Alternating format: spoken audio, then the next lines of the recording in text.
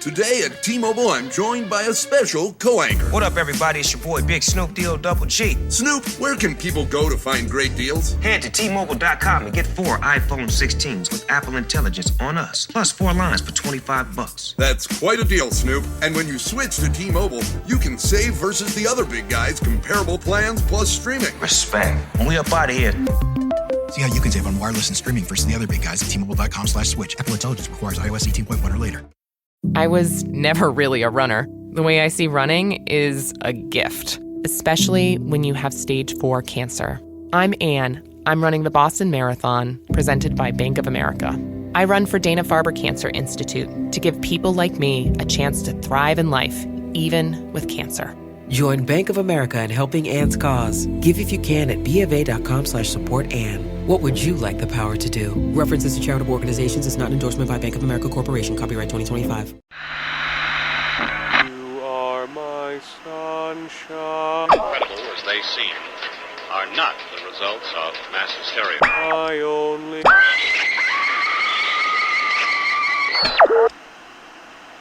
You may wish to adjust the dial. You are currently tuned into the wrong station.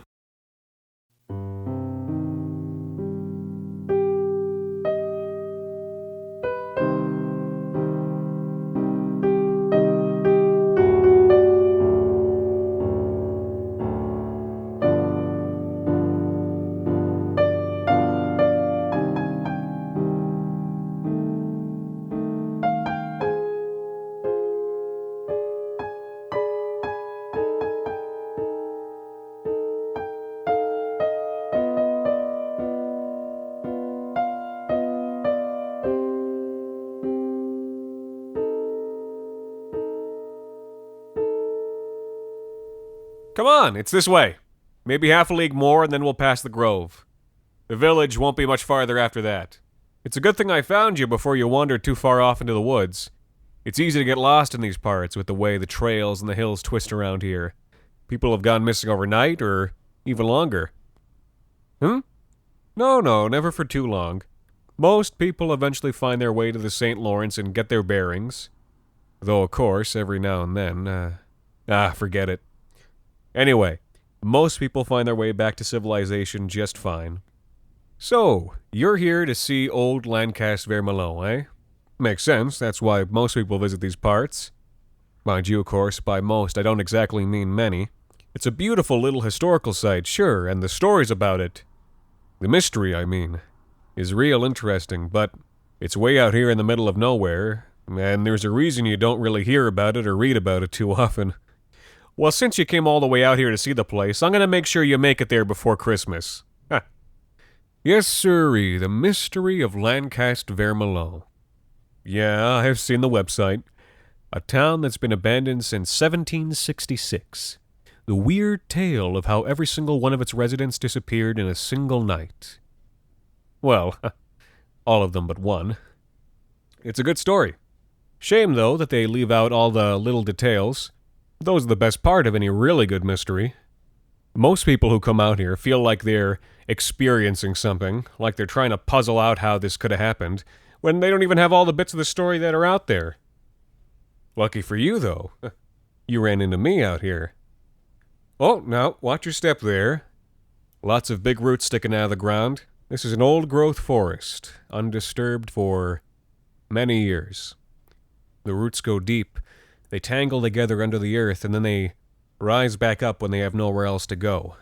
Now, some people, and this might sound a little silly, some of the French, people who traveled through the area before it was even settled, thought that this forest was possessed, that the roots were trying to grab you and pull you down into the ground.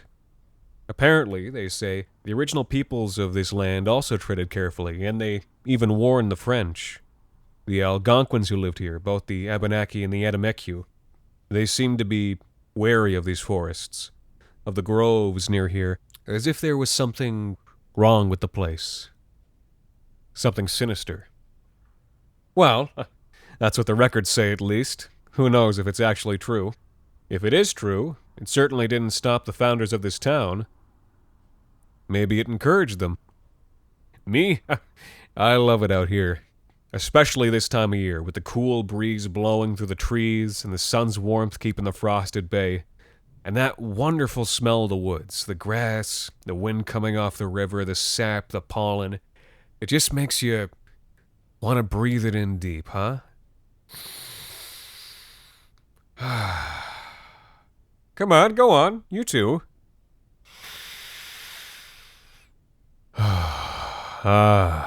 That always sends me back. Makes me think of a very long time ago. You could tell me about evil woods and cursed groves all day long, but all it takes is one deep breath like that, and I know I'll never leave this place. Maybe you'll feel the same way after a while. But anyway, let's keep moving. While we're on the way, though, Lesson 1.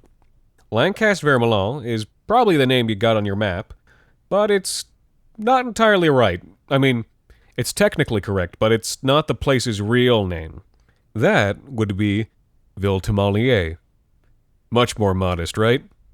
Now, I'm not really sure what the original name of this little village was, or if it even had one way back then, but Lancaster-Vermeulen was the name the British gave the settlement after the French-Indian War. A bit of a pompous name, really. A name like Lancaster for a little town like that. It's a bit silly. The people who lived here certainly thought as much. Real old-blood Canadien types. Ville-Temalier was the name they used. You see, the people here were mostly Coopers, and they thought that description, Ville-Temalier, Cooper Town, was fitting enough. Yes, they were modest people. And, of course, they hated the British and despised the newer name on that account as well. Come again? Yes, I do know an awful lot about this place, don't I? Well, I've lived around here for a very long time. Not too far from where we are, actually. Pretty close to the town itself. No family, just me, and the occasional guests such as yourself. I'm pretty self-sufficient out here, but I do nature walks every now and then for people passing by the area. I guess you're getting the tour for free right now, huh? No, I didn't mention my name. Now, a lot of what we know about Ville-Temalier actually comes from a single source. A man who lived here for a few years who actually left just shortly before that fateful night. His name was Ezekiel Allen, a former soldier turned woodsman. An unremarkable man, devout Christian. He came to live in the village in 1764, settling here after the war, and he kept a journal that he wrote in once or twice a week. Nothing very important for the most part, just his thoughts and the odd thing he'd notice. From what he wrote, and what is evident from the lack of any other information, the town was a very insular community. They didn't share much at all with the outside world. They were mostly woodsmen as well, barrel makers, and some made other wooden goods. Catholics, it seemed, and all French. No Germans, no Dutch, certainly no English. Not until the day that Ezekiel arrived. You see, this area had all been French-controlled for years and years, but was ceded to the British after the war. Now, this was a little town of little consequence, no strategic importance, no resources of note, nothing like that. So the people here were largely undisturbed by the changing of territories and boundaries. But at the same time, someone like Allen was now free to take his payment for his service and live out his life here. Why here of all places? Well, why not? You see how beautiful it is here. I see it. And maybe back then he saw it too. That's my best guess. Well, he never wrote it down, so I guess no one really remembers why he chose this place. But we do know for certain that he soon came to regret that choice. Are you all right back there? Looks like you're slowing down a bit. We can stop a minute. You can catch your breath if you like. You just sit there and soak up that forest air. God, you really could stay here forever. Now, Allen quickly realized that his new neighbors were not too keen on his being there. This was a guarded, closed-off community. You could even call it secretive, though what they were hiding... Well, that's later. Their predecessors had been among the first of the French to settle the continent. Allen even suspected that the town may have been inbred to some lesser extent. So this new intruder, this disturber of normal affairs, was not looked upon too kindly. I mean, they clearly hated him because he was English as well, but it went beyond that. And beyond the fact that he knew he wasn't wanted there, he also had a bad sense about the place. Something not quite right. It almost felt as though he was being watched at all times, but it was more than that. He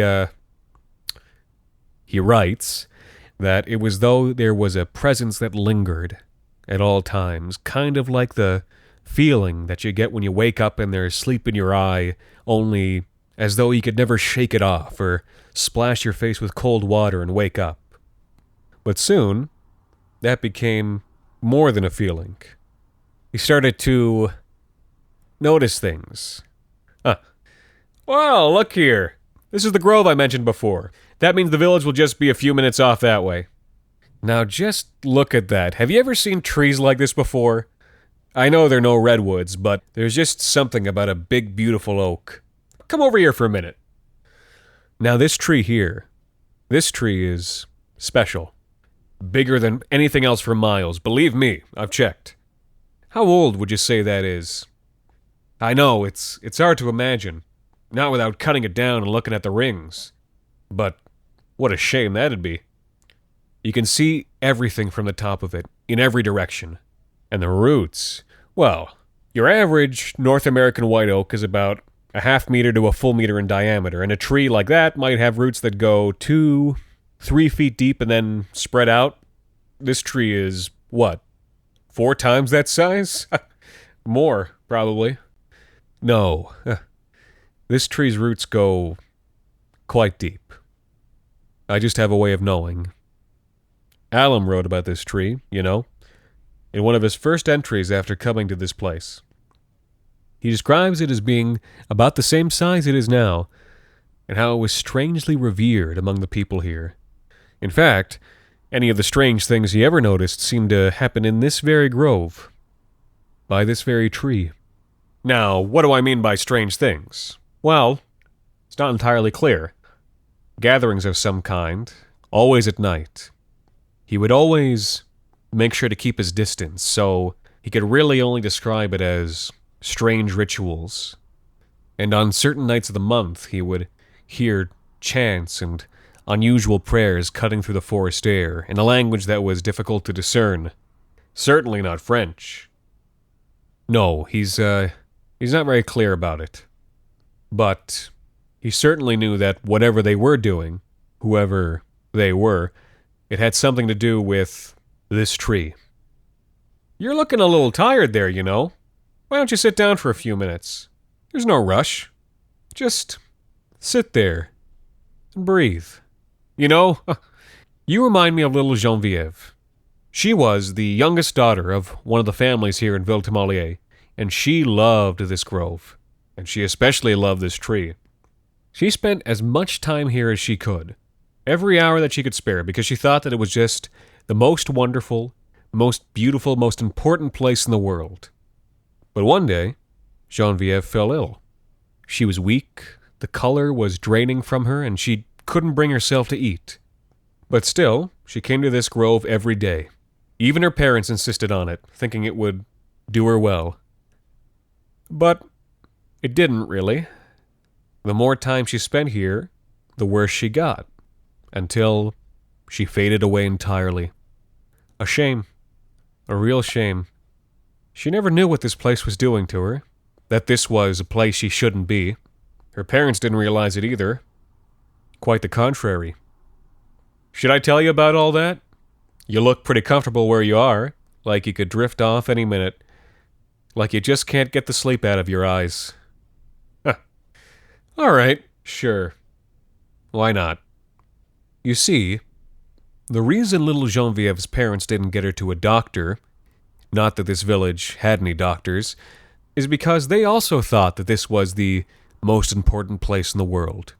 The people who lived here chose to do so for a very specific reason, in spite of the fact that, until their being here, no humans who had ever set foot in this place wanted any part of it. Now, the secrecy and isolationist views of the people who lived here went far beyond there just being some small, close-knit community. The forebears of Ville-Temalier, since their migration from France, and well before then, had been worshippers of something not quite in the Judeo-Christian norm. Nameless pagan things, primal forces, some warped relic of a religion scrapped together from forgotten druidic traditions. Now, if I'm being honest, they were never very good with all that. Had any person from their tribe ever been a sorcerer or a druid of any note, they probably would have been burned at the stake back in Europe. No, even with all their chants and prayers, they never accomplished much in this world. But, in their defense, they did find this place, and this tree. Now, Alum had deep in his gut realized that there was something sinister about this place, this forest, and any idiot fur trader wandering through would have realized the same, but that feeling eluded these people. Either that, or they simply didn't care. They had found their mecca of sorts, a hotbed of latent mystical power. The problem, though, is what they thought that meant versus the reality of their situation. They thought that this place would give them what they wanted. They truly believed that, in spite of all the signs. But, of course, it didn't. They prayed for long life, but most of them never got to be too old. They prayed for the health of their livestock, but the animals gave little and withered away. They prayed when their children became sick, but their children only grew worse with each little prayer, until they died. You see, that's the thing about all the powerful things in the world that we don't understand. They aren't powerful because they give. They're powerful because they take. Hey now, are you still awake there? I can see you looking at me with your eyes. I'll just assume you can still hear me, too. Anyway, one night, a few days after little Geneviève had passed, Alum was sitting in his home, unable to sleep. The chanting that he would usually only hear once a fortnight, well, it was the loudest it had ever been. He simply had no choice but to leave his home and investigate.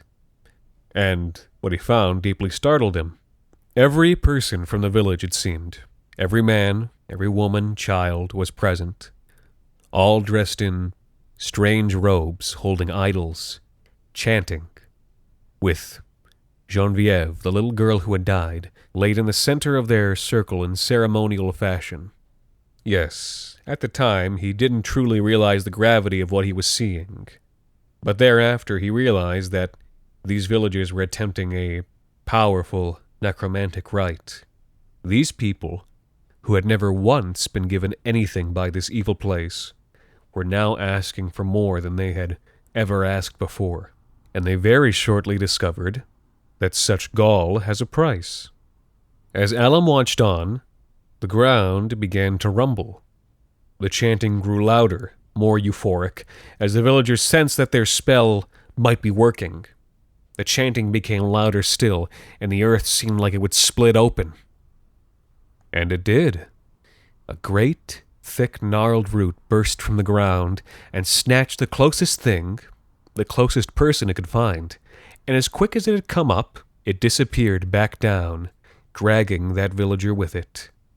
All at once, the chants stopped, and screams took their place.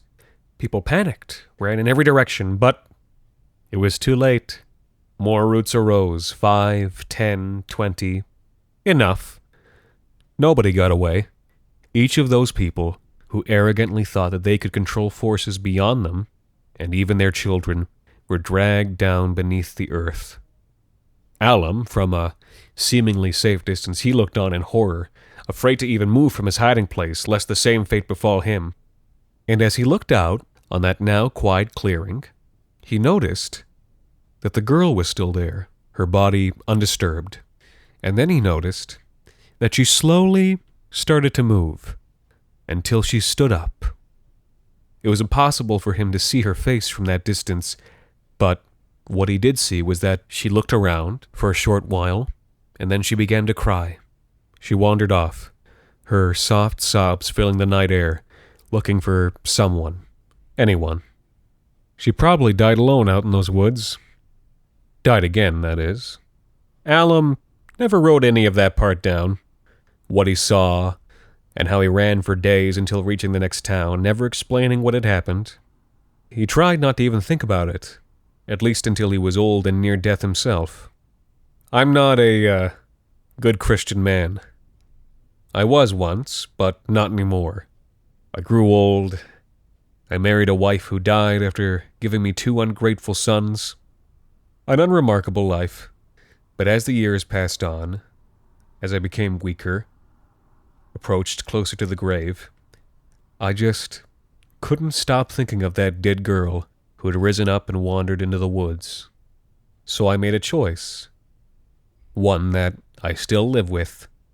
I decided to succeed where those fools of Ville-Tamalier had failed. This great tree, the source of power in this place, it doesn't have a name. I don't even know whether it's some dark animus possessing a vessel, a demon bound in the wood, or if this is simply what it's always been. But knowing that's not important, because even though I don't know what it is, I still understand it. It's all give and take, you see. It's always give and take. I've lived for over 200 years now. It's really a small feat, eternal life. You just need to know what the tree wants. And what it wants is simple. It doesn't need to feed too often, maybe once or twice a year. Most of the time when people come here, I'll just talk to them, as I've talked to you, to pass the time. I'll hear their stories and tell them mine, part of mine, and then I'll send them off.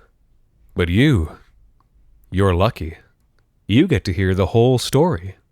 I can see you're already too weak to move. Soon it'll be over, and you'll be part of it. Just keep breathing in those spores, and you won't feel a thing. Look on the bright side. You'll be in this beautiful place for all eternity too, just not in the same way as me. You'll get to look out on that horizon in every direction, and smell that sweet, sweet air forever.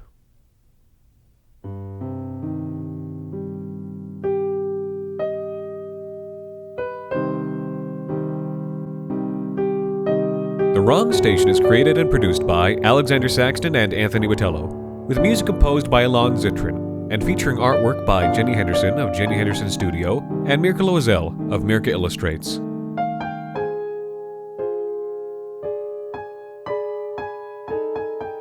This week's episode, These Old Trees, was written by Anthony Botelho. You can tune in Sunday evenings for new episodes and subscribe on iTunes and Google Play Music.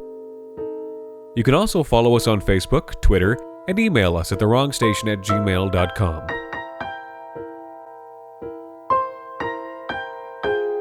Until next time, thank you for listening.